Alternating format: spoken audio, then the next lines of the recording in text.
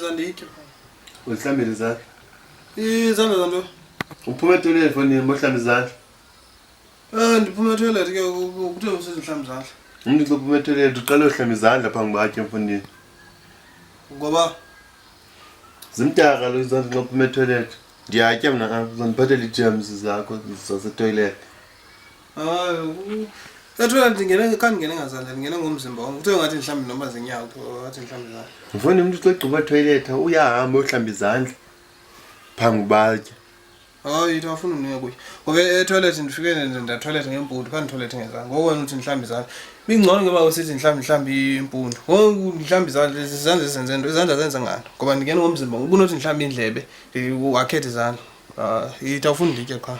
Kaloku uzawutya ngezandla apha mfondini yiyo le nto ndihlamba izandla. Ndizawutya ngezandla ndizutya ngempundu. Into endingena ngayo etoilet zimpundu ndafika ndatoilet ngazo. Kanti toilet ngezandla. Ndizawutya ngezandla izandla zenza ngani oso? Kaloku uzawuza nee-germs zakho apha. Uzawutya apha ngezandla. Ndizawutya ngenyawo ke saphi faka apha enyaweni. Ithi awufuni nditye qha. Ungabe usithi mhlawumbi izandla ngoba kanti ndifike nditoilet ngezandla.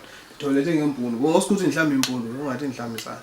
Uthi mhlawumbi izandla ngathi benditoilet ngezandla kanti toilet ngezandla. Ngoba awufuni nditye qha undivimba ukutya kwakho. Kubundisokolisa.